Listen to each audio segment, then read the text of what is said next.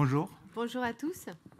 Je m'appelle Céline Emetti et depuis une quinzaine d'années, je m'attelle à construire des ponts entre des moyens et des besoins d'intérêt général. Bonjour. Je m'appelle Johan. Je suis architecte. Je travaille d'ailleurs un peu sur le Grand Paris. Mais je suis là ici en tant que membre du Clubhouse.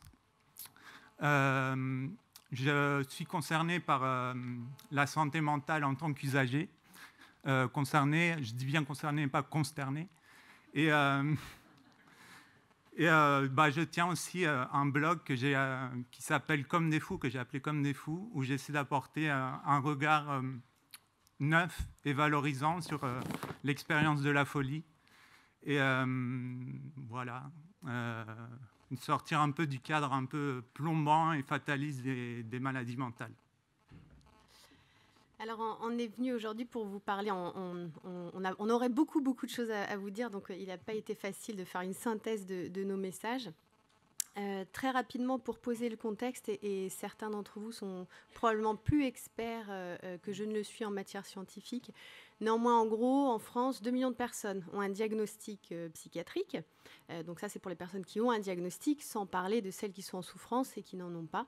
2 millions de personnes, c'est beaucoup. L'OMS, beaucoup d'instances nationales et internationales alertent sur la prévalence de cet enjeu-là.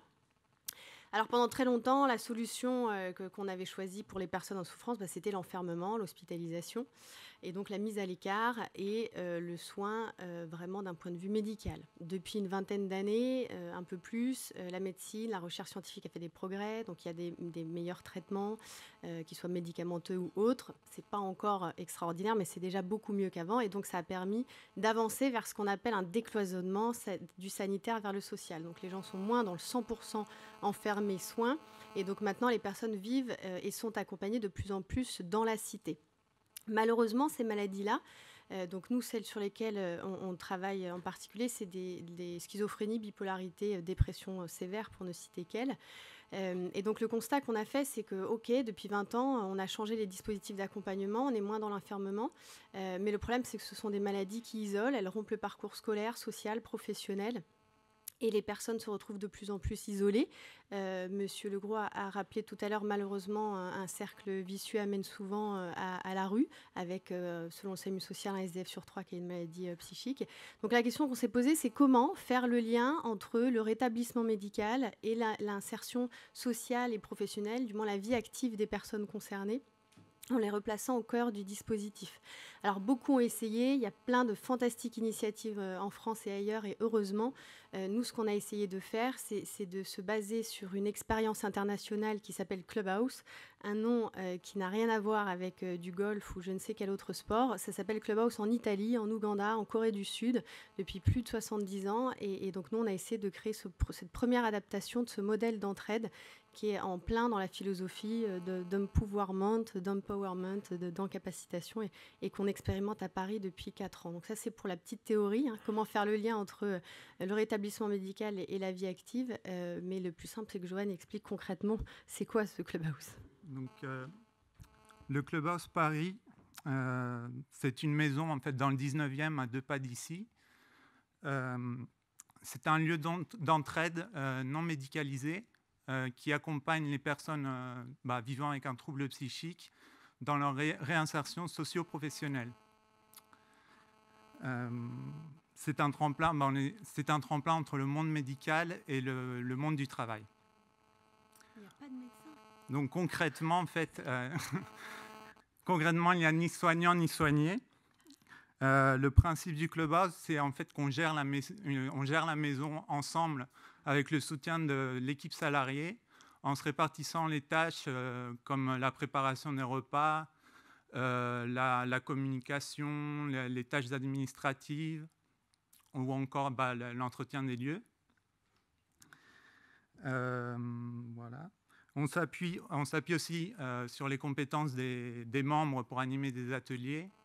Et il y a aussi le volet emploi, ainsi que le travail de sensibilisation aux troubles psychiques mené auprès des entreprises partenaires. Alors, ce matin, plusieurs personnes ont évoqué le terme de GEM. Et donc là, on se dit fantastique, une avancée. On reconnaît que les personnes qui sont en souffrance psychique ont besoin de lieux sociaux, d'une dynamique remobilisante. Et donc, pour ceux qui sont familiers avec la loi du handicap, jusqu'en 2005, une personne qui souffrait d'un trouble psychique ne rentrait pas dans les dispositifs d'accompagnement réservés aux personnes qui sont en situation de handicap. La loi a changé et donc on a considéré intégrer le facteur psychique dans la définition du handicap. Plusieurs conséquences à cette reconnaissance législative.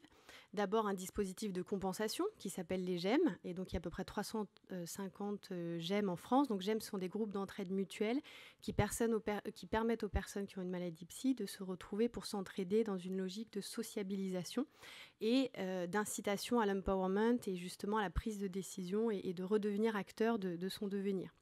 Ça, c'était la première étape. La deuxième étape, c'est qu'un certain nombre d'entreprises ont commencé à s'intéresser à ce sujet-là en se disant « Ouh là là, c'est le premier motif d'arrêt maladie longue durée, ça nous coûte cher. Ouh là là, c'est le premier motif de souffrance au travail, il faut qu'on trouve des solutions. » Et c'est donc devenu aussi un enjeu économique.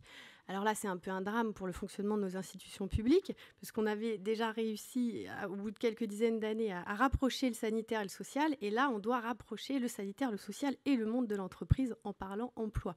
Donc, autant vous dire que quand on a lancé l'initiative, on a reçu beaucoup de freins à l'adaptation de ce projet. Néanmoins, depuis 4 ans, on essaye et il y a de plus en plus de parties prenantes qui nous rejoignent pour nous aider.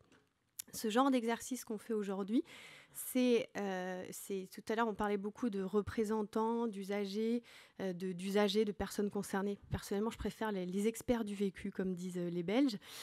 Quoi qu'il en soit, ce travail de prendre la parole, c'est un travail qui est fait au quotidien dans le Clubhouse à Paris, donc ce premier lieu d'entraide qui accompagne aujourd'hui une centaine de personnes. L'idée n'est pas de faire la génération de représentants d'usagers de demain. L'idée est d'accompagner l'individu dans l'amélioration de son estime de lui-même, dans la prise de conscience de ses capacités et dans un retour à la citoyenneté à titre individuel. S'il trouve une place dans le collectif, grand bien lui fasse, mais on est vraiment dans une logique de renforcement de la capacité de la personne elle-même. En tous les cas, c'est ce qu'on essaie de faire. Quand les organisateurs du forum nous ont contactés pour prendre la parole aujourd'hui, on fait ce qu'on fait à chaque fois dans le Clubhouse, on fait un appel aux volontaires. Et dès qu'on a lancé cet appel, Johan a réagi extrêmement vite en disant « moi, ça m'intéresse ». Et il a fait quelque chose qu'aucune personne du club n'avait fait en 4 ans.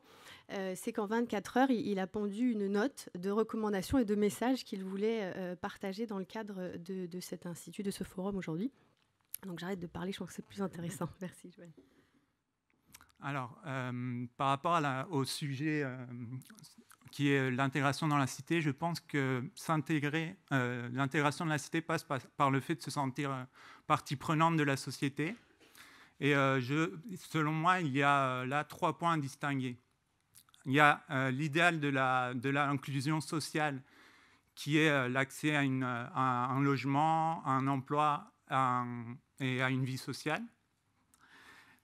Et puis, il y a la réalité d'une société dans laquelle les plus fragiles n'ont pas vraiment leur place, notamment dans le monde du travail. Je remarque souvent que face à une société incapable de s'adapter à leur fragilité, beaucoup s'isolent dans l'idée que c'est la société elle-même qui est malade. Du coup, on a cet effet d'isolement et en même temps de rejet de la société. Ce que j'apprécie au Clubhouse, c'est justement qu'on essaie d'incarner une forme d'espoir pour changer les mentalités, à l'opposé du fatalisme ambiant selon lequel il faut s'adapter à une situation à laquelle on ne peut rien changer. Donc là, ça rejoint la question de la démocratie sanitaire et des usagers comme opérateurs du changement dans les politiques de santé publique. Pour moi, architecte de métier, c'est comme en architecture. On construit pour les gens, on met notre expertise au service des usagers. La question qui se pose, c'est comment impliquer l'usager ou créer les conditions d'une participation. Comment partager avec les usagers un temps de réflexion commune, un espace du faire ensemble. Quand j'ai entendu parler des CLSM, qui veut dire Conseils locaux en santé mentale, j'étais tout content. J'ai fait la démarche de me renseigner Mais j'ai déchanté quand on m'a parlé d'assemblée plénière annuelle en présence avec les élus, les représentants d'usagers, les représentants des familles et des institutions. J'aurais aimé faire un peu ce qu'on appelle de la démocratie directe, en fait, participer au groupe de travail thématique. Mais on m'a déconseillé d'y participer parce que ça peut heurter les personnes un peu fragiles psychologiquement. Et voilà. Et c'est une manière de nous protéger, en fait. Si je dois soutenir l'argument. Enfin, j'aimerais vous parler d'une expérience que j'ai découverte au Clubhouse de Milan, que j'ai eu la chance de découvrir au mois d'octobre. Il s'agit du projet Puzzle, qui consiste à dresser une carte des besoins et des ressources en santé mentale, en coordonnant autour d'un CMP, qui est le centre médico-psychologique, les différentes structures existantes, en fait, les différentes pièces du puzzle, qui vont de la prise en charge sanitaire jusqu'à l'empowerment ou l'empouvoirment ou l'autonomisation des usagers, en passant par l'aide au logement, les loisirs et l'insertion professionnelle. Ce matin, il y avait une... Donc, en fait, on parle beaucoup en fait, dans la psychiatrie actuelle, depuis 50 ans, on a bien ce mouvement de fond. En fait, les soins ne sont plus restreints, ne sont plus dans les murs de l'hôpital psychiatrique. Il y a quand même eu un effort des professionnels qui ont porté un idéal progressiste, qui ont amené les soins qui sont hors des murs, dans la cité. Et donc mais j'ai l'impression que ça reste quand même limité aux soins. Et pour moi, le projet Puzzle, c'est aussi passer dans le domaine du social. Et voilà. Je pense, oui, qu'une telle démarche de coordination entre les institutions publiques et les associations comme le Clubhouse est essentielle pour impulser l'inclusion sociale et la démocratie en santé. Alors toi, Céline, tu souhaites nous parler d'une autre expérience internationale. Alors oui, très rapidement, on a découvert il y a quelques années, en fait c'est quelqu'un qui était confronté à cet enjeu qui m'en a parlé. Les Néo-Zélandais ont inventé un dispositif qu'ils appellent, alors soit le plan conjoint de crise, en anglais c'est Joint Crisis Plan, ou le plan d'anticipation des crises. Et en gros, ça consiste tout simplement à... la maladie psychique, elle fonctionne souvent par cycle et par crise. Et donc, il y a une alternance de crise et de phases de rémission ou de stabilisation. Et pendant ces phases de stabilisation, la personne a beaucoup plus de discernement, voire tout son discernement, pour anticiper la prochaine crise. Et donc, le plan de crise conjoint, il correspond tout simplement à mettre autour de la table, à la demande de la personne elle-même, son médecin, ses proches, et à faire un protocole, une forme de contrat. Voilà ce que je voudrais qu'il se passe la prochaine fois que je suis en état de crise. Ça a l'air tout simple. La personne qui m'en a parlé, c'est Pierre-Michel Lorca, un psychiatre du CHU de Clermont-Ferrand. Et en fait, il s'est retrouvé avec une néo-zélandaise qui se faisait hospitaliser en crise maniaque et qui lui tend ce plan. Et donc lui, comme c'est quelqu'un d'extrêmement humaniste, il a choisi de bouleverser le fonctionnement de l'hôpital pour le mettre en place.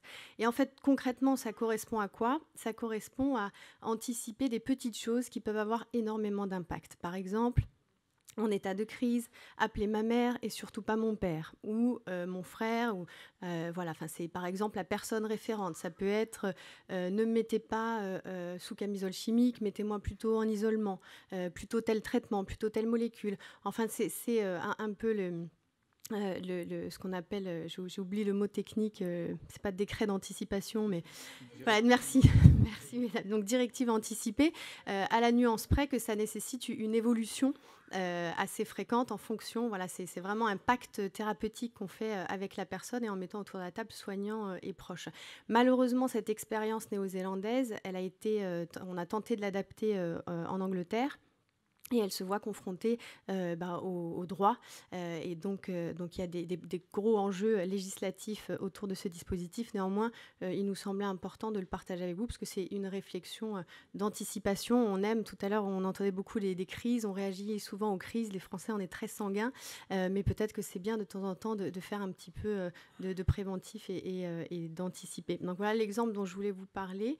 Et puis peut-être on va devoir conclure. Une minute pour conclure. Alors, voilà. On a essayé d'avoir 3 messages pour optimiser, vous transmettre des messages pour optimiser l'intégration et le rôle des usagers. Alors c'est assez réconfortant parce que nos conclusions, elles se retrouvent un peu dans ce qu'on a entendu dans la journée et surtout cet après-midi. Alors le premier point pour optimiser, c'est bien évidemment d'anticiper. Anticiper le plus en amont possible la place et le rôle qu'auront les personnes concernées et ne pas attendre que le projet soit fini et qu'on les consulte. Donc ça, c'est vraiment un des points clés qui nous paraissait important de valoriser. Et dans tous les cas, nous, c'est ce qu'on essaie de construire dans le Clubhouse. Mais plus concrètement... En d'autres mots, créer autant de fenêtres de participation que possible. Peut-être pas en sortant de l'hôpital psychiatrique, parce qu'il faut quand même un temps pour se retrouver. Et trouver un temps aussi pour que toutes les parties prenantes puissent s'impliquer, notamment les praticiens et les familles. Alors l'autre point important, c'est de coordonner. Alors coordonner, c'est un grand mot, coordonner, co-construire, co-réaliser. Mais ce qu'on entend par coordonner, je reprends l'exemple du puzzle que Joanne citait, coordonner, ça veut dire aussi donner accès à l'information de cette coordination. Et avec des acronymes qui changent tous les 2 ans, c'est très difficile d'avoir par exemple des supports d'information qui peuvent intéresser les personnes au premier point concerné pour qu'elles puissent s'orienter et par elles-mêmes accéder à l'information. Donc cette coordination à la fois transversale et à la fois en termes de support d'information, elle est extrêmement importante pour nous. Donc, toujours en d'autres mots, créer des passerelles entre les interlocuteurs et les intervenants pour accompagner la personne dans son rétablissement et dans son épanouissement en tant que citoyen. Et pour finir, l'importance de changer de regard. Alors dans la salle, on ose espérer que nous avons un public acquis à la démarche, à la nécessité de changer de regard. Néanmoins, ça reste aujourd'hui un enjeu et une priorité fondamentale de changer de regard sur ces enjeux qui nous concernent tous et sur lesquels on communique si mal. Donc, pour conclure, justement pour aller dans le sens de la déstigmatisation et du changement de regard, encore faut-il en parler, créer l'opportunité d'en parler.